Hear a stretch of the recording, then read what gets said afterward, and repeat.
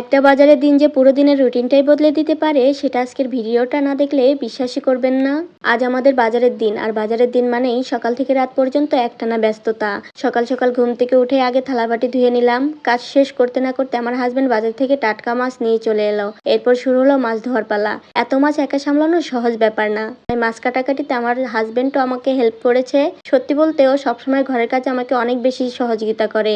এই সহযোগিতার জন্য কাজগুলো অনেক সহজ হয়ে যায়। মাছের কাজ শেষ করে হতে না হতে আবার আমার কাছে চলে যেতে হবে।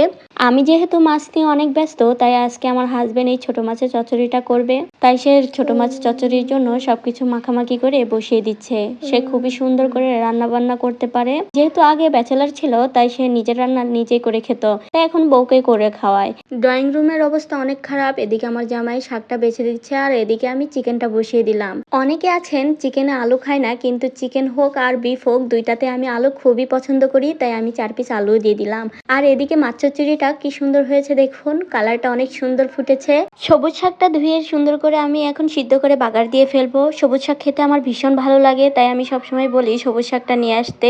অবশেষে রান্নাবান্নার সকল কাজ করে তারপর ঘরটা সুন্দরভাবে মুছে ডাইনিং এ খাবার দিয়ে দিলাম।